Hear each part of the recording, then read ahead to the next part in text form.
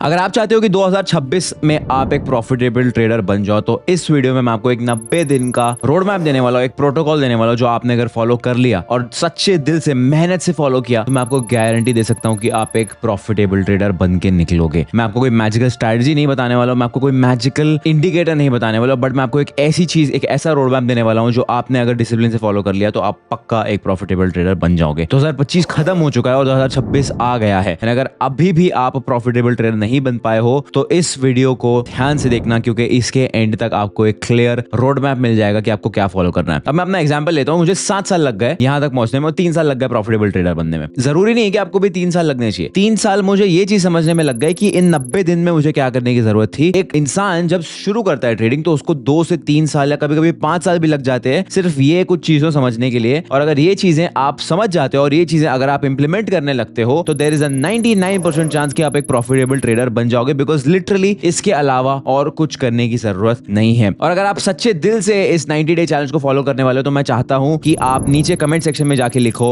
I am ready, because उससे मुझे समझ में आएगा कि आप फॉलो कर रहे हो या नहीं। एंड मोस्ट इंपॉर्टेंटली उससे आपको याद रहेगा कि भाई आपने इस चैलेंज को एक्सेप्ट किया है और कमेंट्स में आपने कमेंट किया। और मैं चाहता हूं कि 90 दिन बाद आप आके खुद के कमेंट पे रिप्लाई करो और रिजल्ट्स के बारे में मुझे बताओ। तो बिना टाइम वेस्ट किए शुरू करते हैं। मैं आपको 7 रूल्स बताने वाला हूं। इन 7 रूल्स में से एक भी रूल अगर आपने फॉलो नहीं किया तो आपको चैलेंज फिर से रीस्टार्ट करना पड़ेगा। तो इन 90 दिन में एवरी सिंगल डे आपको ये 7 के 7 रूल्स फॉलो करने हैं विद 100% डिसिप्लिन। इसको समझ लेना कि आप कोई तो आश्रम में जा रहे हो या कोई तो आप एक रिट्रीट में चले गए हो जहां पे आपको एक मंक की तरह रहना है और आपको ये मंक मोड फॉलो करना है। और इसका रूल नंबर 1 है बहुत सिंपल, जहां पे आपको सबसे पहली चीज सारी नॉइज को कट कर देना है। अब प्रॉब्लम ये होता है कि जब आप सोशल मीडिया पे जाते हो, इतने सारे ट्रेडिंग ओपिनियंस देखते हो, इतना सारा ट्रेडिंग कंटेंट देखते हो, अब तो इतने सारे इन्फ्लुएंसर्स भी आ चुके हैं मार्केट में कि आपका जो डोपामिन लेवल है वो हमेशा हिट होता रहता है, जिससे आपके ब्रेन को कभी समझ में नहीं आता है कि मैं एक्चुअली कर क्या रहा हूं और मुझे एक्चुअली करना क्या चाहिए। बिकॉज हर इंसान एक अलग ओपिनियन देता है, हर इंडिकेटर एक अलग एंट्री देता है, हर इन्फ्लुएंसर एक अलग ट्रेड देता है, एक अलग बाय सेल सिग्नल देता है। तो सबसे पहली चीज, अगर आप एक बेसिक नॉलेज रखते हो ट्रेडिंग के बारे में, आपके पास एक बेसिक सी स्ट्रैटेजी है, और अगर आपके पास स्ट्रैटेजी नहीं है तो मैं अपने चैनल पे कम से कम 4 से 5 स्ट्रैटेजीज फ्री में शेयर की हुई है, तो आपको चैनल पे जाके देख लेना है। और अगर आपके पास एक बेसिक स्ट्रैटेजी, सबसे पहली चीज टेलीग्राम डिलीट कर दो, डिस्कॉर्ड डिलीट कर दो, यूट्यूब डिलीट कर दो,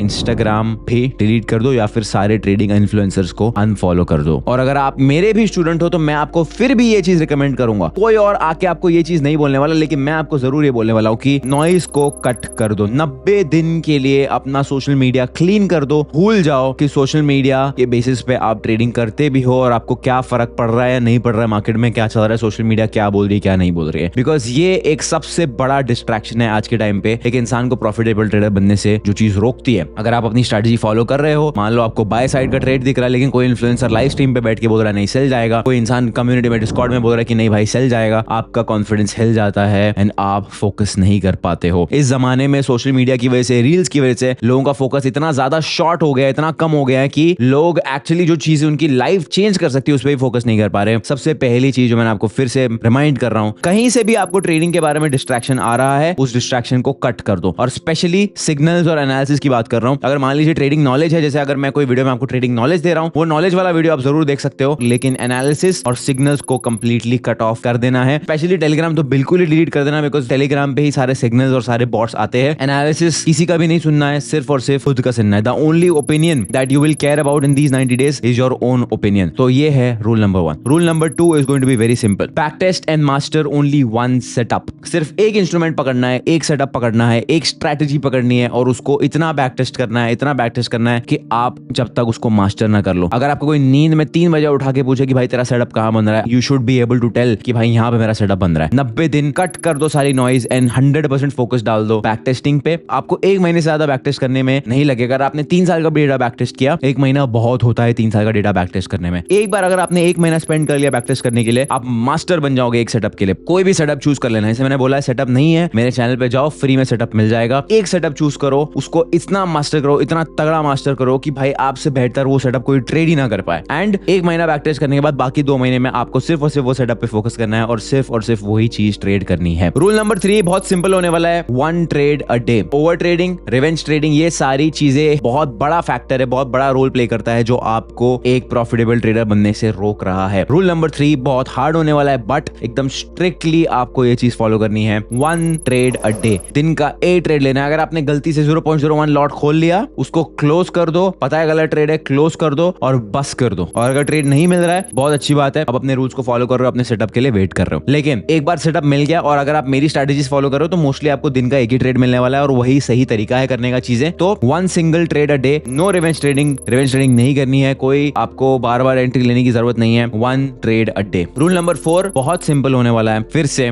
रिस्क 1% पर ट्रेड। 1% आपकी एक शील्ड की तरह होना चाहिए। 1% एक नंबर अपने दिमाग में बिठा लो। अगर आप एक ऐसे इंसान हो जिसको नहीं समझ में आता है, जो ज्यादा रिस्क करते बैठ जाता है, अपनी एक जर्नल लो, उसमें 1000 बार लिखो एक sentence, I will not risk more than 1%। And ये एक्सरसाइज एक्चुअली मैंने अपने एक स्टूडेंट से करवाई थी, उसने की थी और उसका डिसिप्लिन बिल्ड हो गया था। कभी कभी हमें ये सारी चीजें करनी पड़ती, कभी कभी हमें अपने सबकॉन्शियस को ये बोलना पड़ता है कि भाई ये जो तू कर रहा है वो गलत है, और इसलिए नो मैटर कितना बेहतर ट्रेड मिले, कितना अच्छा ट्रेड मिले, सिर्फ और सिर्फ 1% रिस्क करना है। इमेजिन कर लो, ये सोच के चल लो कि ये 90 दिन में आप पैसा कमाने के लिए नहीं बैठे हो, लेकिन ये 90 दिन के बाद आप एक बेटर ट्रेडर जरूर बन जाओगे और उसके लिए आपको खुद को ट्रेन करना पड़ेगा कि मुझे सिर्फ और सिर्फ 1% रिस्क करना है। दैट मींस आप दिन में सिर्फ 1 ट्रेड लोगे और सिर्फ उस पे 1% रिस्क करने वाले हो, नो मैटर वो कितना अच्छा भी ट्रेड हो जाए, बिकॉज यहाँ पे इन 90 डेज में आप प्रोसेस को मास्टर करने वाले हो, ना कि आप सबसे ज्यादा प्रॉफिट बनाने वाले हो। ये बात ध्यान में रख के चलना। रूल नंबर 5 बहुत सिंपल है, लेकिन अगेन इसको 90 डेज तक लगातार करना बहुत डिफिकल्ट होने वाला है। वो होने वाला है कि चैलेंज योरसेल्फ फिजिकली। कोई ऐसी चीज, कोई ऐसी एक्टिविटी रोज आपको करनी है 90 दिन के लिए जो आपको फिजिकली चैलेंज करती है। अब चाहे आपको जिम जाना है, चाहे आपको रनिंग के लिए जाना है, चाहे आपको बॉक्सिंग करना है, चाहे आपको MMA करना है, चाहे आपको जंप रोप करना है, स्किपिंग करना है, चाहे आपको स्विमिंग करना है, मुझे फर्क नहीं पड़ता। लेकिन एक चीज जो आपको रोज कम से कम 30 मिनट तक आपको करनी है एवरी सिंगल डे, जो आपको फिजिकली चैलेंज करे। अब क्या होता है कि बहुत सारे लोगों को ये समझ में नहीं आता है कि जो बाकी की चीजें आप ट्रेडिंग के अलावा करते हो वो भी आपकी ट्रेडिंग में बहुत ज्यादा बड़ा रोल प्ले करता है। कभी आपने देखा होगा कि क्रिकेटर्स वार्म अप के टाइम पे फुटबॉल भी खेलते हैं। क्यों खेलते हैं? फुटबॉल खेलने की क्या जरूरत है जब वो क्रिकेटर्स है? This is called as accessory skills. Accessory skills का मतलब क्या होता है कि जब कोई प्रोफेशनल लेवल पे होता है, अगर मान लीजिए एक मैराथन रनर है, अगर एक मैराथन रनर को प्रोफेशनली और ज्यादा डिस्टेंस इंक्रीज करना है भागने के लिए, तो एक लेवल, एक सीलिंग हिट हो जाती है जहां पे वो और भागने से उनका कैपेसिटी इंक्रीज नहीं होता है। तो उस लेवल पे वो लोग क्या करते हैं, वो लोग दूसरी स्किल्स को मास्टर करने की कोशिश करते हैं जो वो उनकी मेन स्किल को सपोर्ट करेगा। इसलिए क्रिकेटर्स कभी कभी फुटबॉल खेलते हैं, MMA फाइटर्स कभी कभी फुटबॉल खेलते हैं। तो हम एज ट्रेडर्स, हमें 2 एक्सेसरी स्किल्स की बहुत जरूरत है। एक जो हमें फिजिकली चैलेंज करेगी, अब वो कुछ भी हो सकता है। मैं पर्सनली बॉक्सिंग करना पसंद करता हूं, मैं पर्सनली जिम जाना पसंद करता हूं। आपको जो पसंद आता है अब वो कीजिए, लेकिन रोज कम से कम 30 मिनट के लिए खुद को फिजिकली चैलेंज करना है 90 दिन के लिए। इससे आपका डिसिप्लिन भी इंक्रीज होगा, आपका फोकस भी इंक्रीज होगा। अगर आप ऑलरेडी डिसिप्लिन नहीं हो ट्रेडिंग में, फिजिकली डिसिप्लिन होके आप ट्रेडिंग में भी डिसिप्लिन बन पाओगे। अगला रूल ये होने वाला है कि do something that challenges you mentally. अब सबसे पहली चीज, ट्रेडिंग खुद ही इतनी ज्यादा मेंटली चैलेंजिंग चीज होती है, तो उसकी वजह से क्या होता है, हमारा माइंड फटीग हो जाता है और उसकी वजह से हम लोग जो है बाकी डे टू डे चीजों पे ध्यान नहीं देते, जिसकी वजह से हमारा जो मेंटल फटीग है वो बहुत जल्दी खत्म हो जाता है। तो इट समझ लीजिए एक मेंटल स्टैमिना की तरह है ये चीज। अब अगर आप ट्रेडिंग में पूरी एनर्जी डालोगे, पूरा फोकस डालोगे, तो आपका जो मेंटल स्टैमिना है वो बहुत जल्द खत्म हो जाएगा। लेकिन अगर ट्रेडिंग के अलावा भी आप कोई और ऐसी चीज करोगे जो आपको मेंटली चैलेंज करती है, तो आपका मेंटल स्टैमिना है जो है वो धीरे धीरे बढ़ता जाएगा, बढ़ता जाएगा, बढ़ता जाएगा। तो मैं पर्सनली चेस खेलना बहुत पसंद करता हूं। मैं कुछ खास नहीं खेलता हूं, मैं प्रोफेशनल नहीं हूं, लेकिन मैं सिर्फ और सिर्फ अपने मेंटल स्टैमिना को इंक्रीज करने के लिए एक ऐसी स्किल यूज करता हूं, एक ऐसी चीज करता हूं जो मुझे मेंटली भी चैलेंज करे। तो अगला रूल ये होने वाला है कि आपको रोज 90 दिन के लिए कम से कम कोई एक ऐसी चीज करनी जो आपको मेंटली चैलेंज करे। अब या तो वो चेस हो सकता है, या तो आप बुक पढ़ सकते हो, या कुछ भी करो, लेकिन कुछ ऐसा करो जो आपको मेंटली चैलेंज करता है। आपका लास्ट रूल ये होने वाला है कि हर दिन खत्म होने के बाद आपको खुद को एक ऑडिट करना है, खुद को एक चेक देना है कि भाई आज मैंने सारी चीजें फॉलो की है नहीं। तो आज आप अगर उठते हो सुबह में, तो क्या आपने सिर्फ और सिर्फ एक सेटअप पे काम किया, क्या आपने सिर्फ और सिर्फ एक ट्रेड लिया, क्या आपने सिर्फ और सिर्फ 1% रिस्क किया या नहीं। अपने पूरे ट्रेड को जर्नल करके उसका एक ऑडिट करने की, क्या मैंने ट्रेडिंग परफॉर्मेंस अच्छे से किया। फिर आप फिजिकली जो भी चीज कर रहे हो उसके ऊपर आपको एक जर्नल बनानी है। अलग से जर्नल बनाने की जरूरत नहीं है, बट एक सेम जर्नल में आपको ये सारी चीजें नोट डाउन करनी है कि ठीक है, डे 1 पे मैंने फिजिकली क्या क्या किया, कितने मिनट के लिए किया, क्या मैंने अपना 100% दिया या नहीं दिया, मेंटली मैंने क्या क्या किया, क्या मैंने अपना रिस्क प्रॉपर्ली मैनेज किया, भले ही लॉस हो या प्रॉफिट हो, क्या मैंने अच्छे से ट्रेड एक्सिक्यूट किया या नहीं। एंड ऑफ द डे आपको ये चेकलिस्ट करना बहुत ज्यादा जरूरी है। और एक बात याद रखना, ये 90 डेज नॉन स्टॉप आपको ये चीज करनी है, एक भी दिन मिस नहीं होना चाहिए। अगर एक भी दिन में एक भी चीज मिस हो जाती है, आपका रीसेट हो जाएगा चैलेंज एंड आपको फिर से शुरू करना पड़ेगा। बिकॉज एक कहावत है, अगर आपने कोई चीज 21 दिन तक कर ली तो उसको आप लॉन्ग पीरियड तक कर सकते हो, लेकिन अगर आपने कोई चीज 90 दिन तक कर ली तो आप उसको जिंदगी भर कर सकते हो। बहुत सीरियसली लेना है चैलेंज को, आपकी जिंदगी का सवाल है। अगर आपने ये चीज कॉन्कर कर ली, आप खुद के माइंड को कॉन्कर कर पाओगे, एंड उसके बाद आपके लिए प्रॉफिटेबल ट्रेडर बनना बहुत ज्यादा आसान हो जाएगा। फिर से अगर आप ये चैलेंज लेने के लिए रेडी हो, कमेंट करना है नीचे आई एम रेडी, एंड 90 दिन बाद मैं आपके सारे कमेंट्स का रिप्लाई चेक करने के लिए आऊंगा कि कितने लोगों ने इसको प्रॉपरली किया है एंड उसके बाद उनको क्या रिजल्ट्स मिले हैं। All the best.